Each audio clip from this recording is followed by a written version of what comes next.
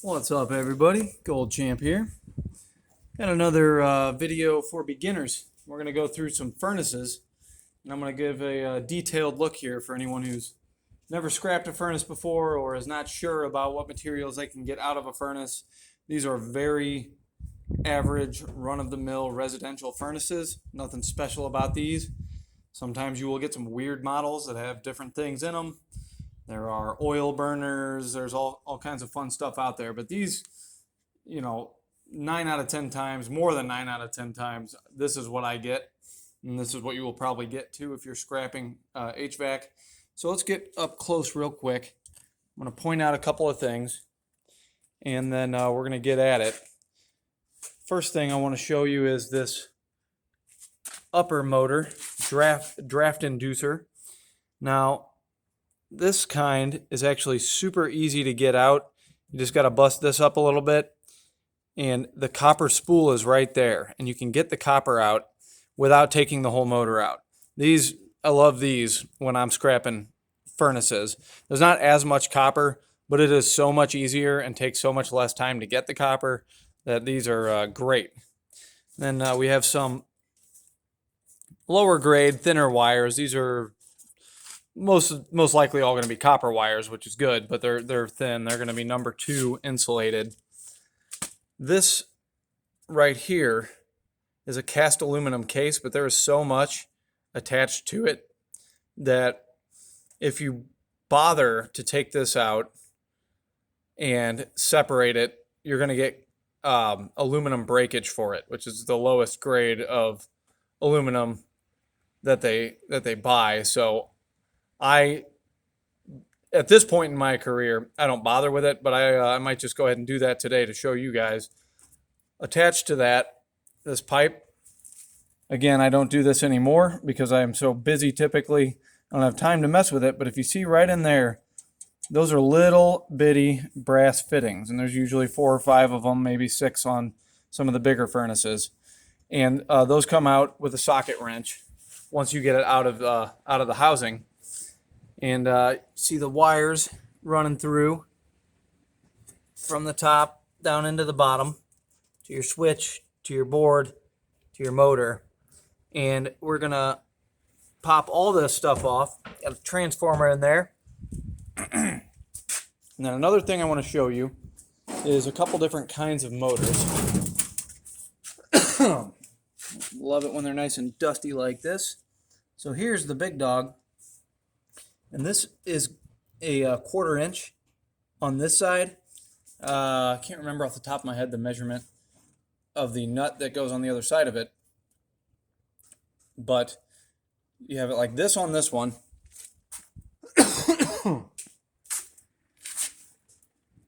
They're inverted on this one. So you see the nuts on this side. The other side is going to be that 1/4 inch head.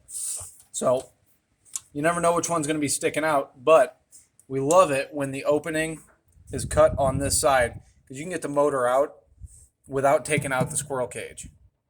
And that's nice. That saves you a lot of work.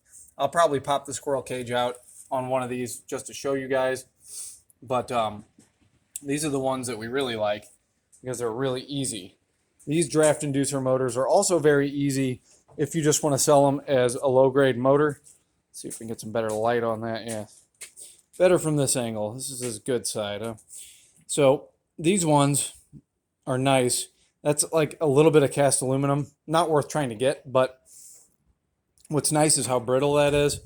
You whack this thing with a hammer while it's actually in your furnace, and that motor will pop right off of it with just a couple quick pops. God. Oh, I apologize. I'm contending with some seasonal allergies and just inhaled a mouthful of dust off that first furnace. So I'll try to get that coughing under control. But we're going to go ahead and rip into this first one. And let's see, the first thing I'm going to want to do, I like to get my dikes, my wire snips, and I'll go through and find everywhere that the wires are connected. Going into the motor now. I'll snip those off. And there's a grounding one as well underneath. I like to snip them all so I can just easily get them off of there. Because obviously they pay higher, separated. They're better than sheet iron value, so you want to get them off of there if you're going for top dollar. And they're in the way. I will just snip them up in any way that is convenient to me. Get them out of my way.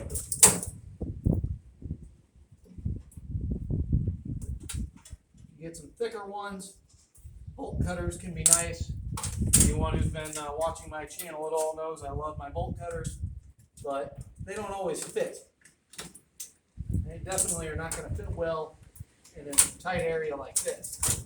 Another ground wire, not just going to pull out, give it a snip. These ones with these small plastic terminals, those just yank right out, which is nice. Again. Okay, and that's a really big plastic terminal. So I'm going to go ahead and snip that because they don't like to see too much of that extra plastic in the mix there. And we'll get the board off after I pull that squirrel cage out.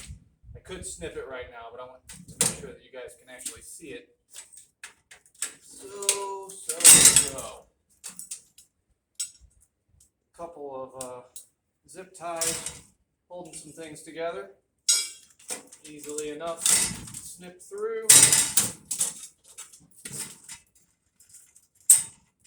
One more needs to be cut. Those wires are out. Pull that one. Pull that one. Boom. There's all of our wires. Take a quick gander again now that all that's out of the way. Not a fortune, but it adds up over time. So now you see how much easier it is to get to all that other good stuff without those wires in the way. Oh, look at that straggler. Give me that. Okay, so what shall we do next?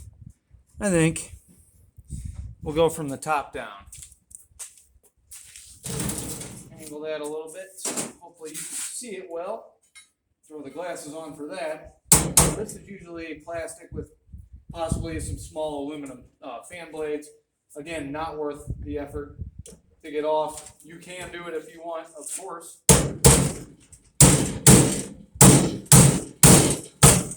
I'll get that plastic part off. Myself, oh, look at that. Made me look like a liar. We'll throw a magnet on that. I actually think that could be stainless. Not positive. We'll check that out, see if it's aluminum or not. So, I'm going to get that through there. Get my mini sledge. And I'm going to get up on there one more time to show you how this goes in. Now that those blades are out of the way, this goes in right behind the spool. And so you can get a good angle on that.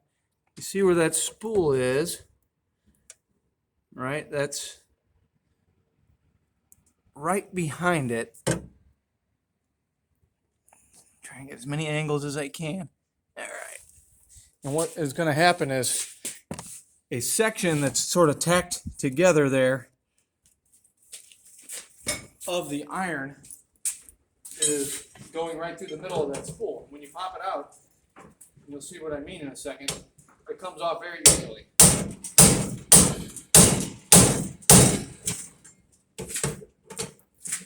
You see it already coming loose a bit.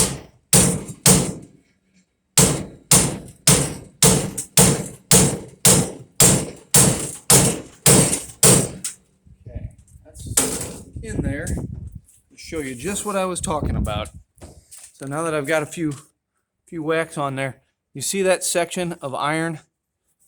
It's just got, it's wedged in there, and I think it's got a little tack, possibly on the sides, just to, tack weld that is, to hold it together.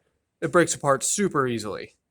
Most of them actually come off quicker than this one. This one must be a little rusty or just being stubborn to make me look bad. I don't know. So let's go ahead and pop that all the way off. I like to use the fat side of the hammer because if I miss, I'm probably going to break my hand.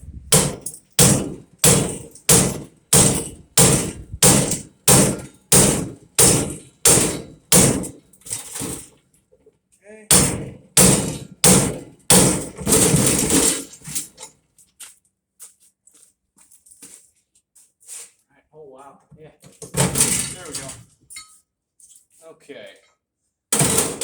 that down. Get right up on this guy. So there's that iron section I was talking about. Goes right through the middle of the spool. And you can just push it out with your fingers. Okay, have a little fun with that, all right? There we go. And now all you got is the plastic on there. Smash it with a hammer, pull the plastic off with your fingers, and you got number 2 copper. Every once in a while it'll be aluminum coated with copper, but most of these are all copper. The vast majority, I would say, are copper. So don't worry too much about that. All right, so I'm going to pop this gas valve off real quickly.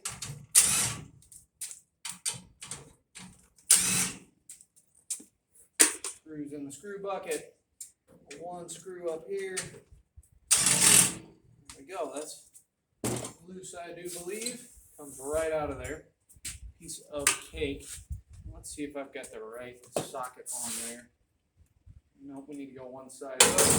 Swap that out real quickly. Okay.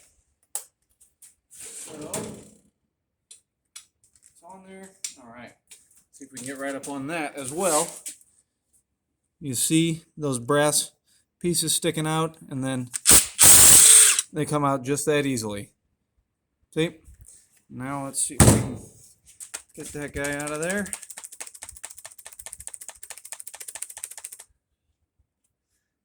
Nice piece of yellow brass. Kind of small. Hopefully you can see that well enough. There is nothing attached to it at all. It is just a nice clean piece of brass. We'll go ahead and pop the rest of those off. Since we're going all the way with this particular furnace, we're going coast to coast.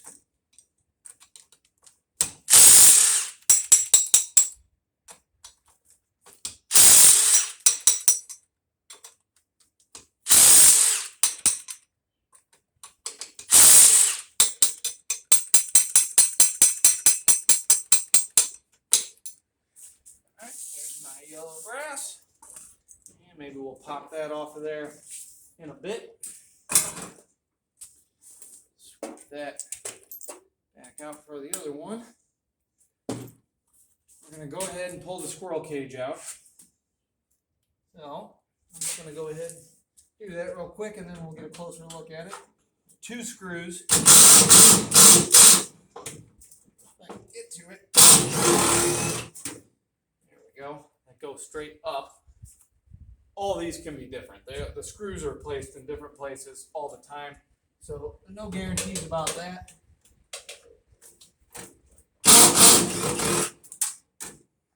Ones that are up like that are not a whole lot of fun to get to, honestly. And I got 3 across the front. These are much easier to get to.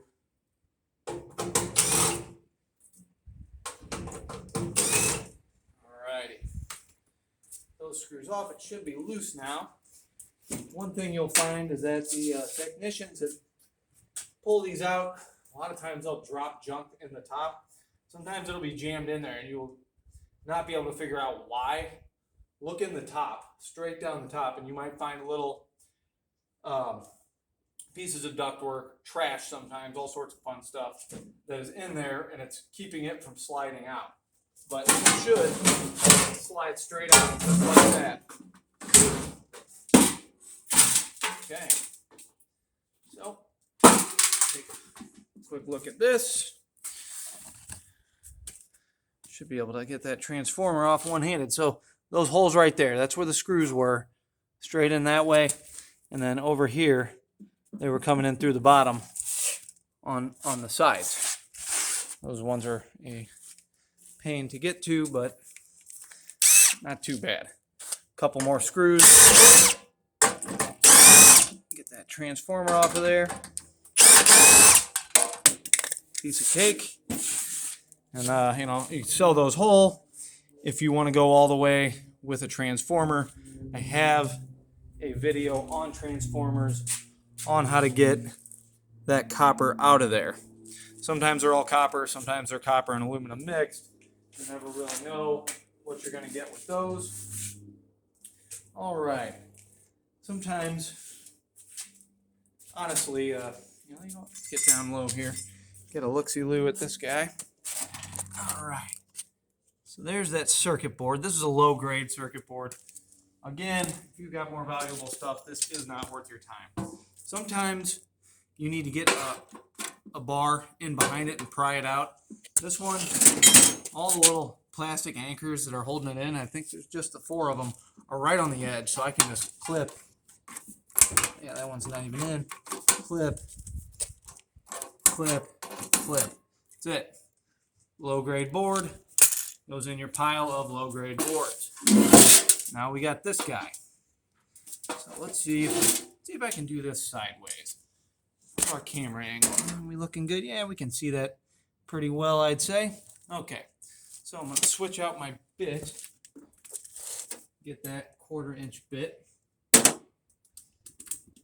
And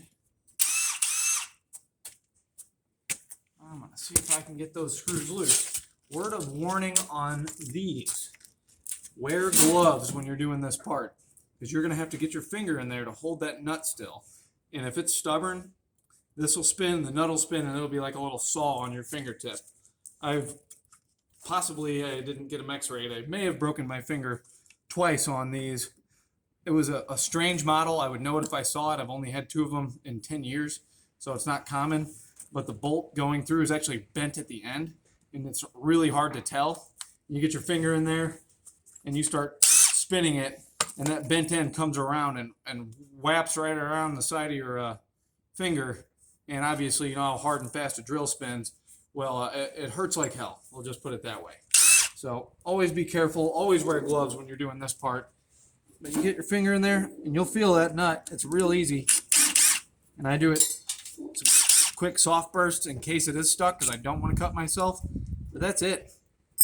When they're not stuck, they come out super, super easy. So get myself over here. If I can't do this without blocking your view. All right. And tight fit, but we got it. All right. Those are out. Only one thing left holding them in now. Grab my other drill. I believe I already have the right socket on it. And pull that guy. That guy, and that guy, and just like that, your motor is loose. Sometimes if it's stubborn, it's stuck in there and doesn't want to come out in its housing, you can pop it right in the center and it'll shake it loose. It's usually just kind of wedged in when it gets stuck like that. Go ahead and pop that off, and you've got cast aluminum. There's a little bit of iron attached to it, but at the scrapyard I go to, they still grade this as cast. So I don't bother popping the center out. Your scrapyard might want you to. And now you've got yourself a nice motor. It was pretty easy to get to. And if you're really feeling saucy, you can cut the, well, I'll turn it sideways here. Cut the iron casing, cut it off. Once you cut through that with an angle grinder or a Sawzall, angle grinder is the way to go. It's way easier.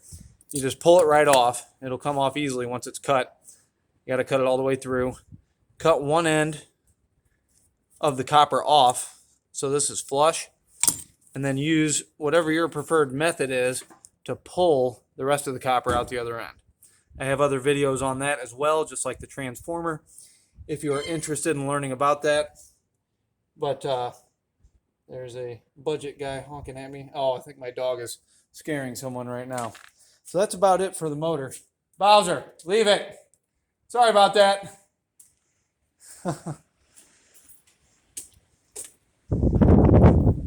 That is about it for the motor. We're going to go save the delivery guy from Bowser. Bowser, hey buddy. Come on, bud. Come on. Come. Good boy. Good boy. Good boy. Come. Come. Come. Come. Good boy. Let's go back in here. So just a quick overview. There's one of those. Hey, hey, hey, hey, hey, hey. Nope. Come on, you're messing up the video, bud. Let's get in here. Come on. Let's go. Let's go. Stay. Good boy. Good boy. So we've got our draft inducer. Got our gas valve. Got our transformer. Our circuit board. Plenty of wires. Good boy. Stay. Hey, come on, buddy. Come here. Come here, bud. Come on. Come on. Come on. Come on, Bowser. Come on. Come on. Come on. Come on. Let's go. Let's go. You have to get your harness on. You're disturbing the people of YouTube land. Stop it. And then we have our big motor, which is probably worth as much as everything else in the whole pile, to be honest with you. The motor is really the most valuable part. And this is all of it dismantled. There's your motor. There is your... Come on, bud. Hey, stay. Stay. Bob. Apologies. The king is getting restless. We've got our cast aluminum there. We've got that little spool of copper off the draft inducer. A lot of number 2 wire. And that's it. We got a gutted, big fat piece of sheet iron. That is all this is shreddable or sheet iron, as they say where I come from. And I believe that is all I have for you today. Hope you all found it edifying. Hope you enjoyed yourselves. And it does not take 20 minutes to dismantle a motor. Just 20 minutes for me to explain it. You can do this in about 2 minutes with no problem. All right. Catch you all next time.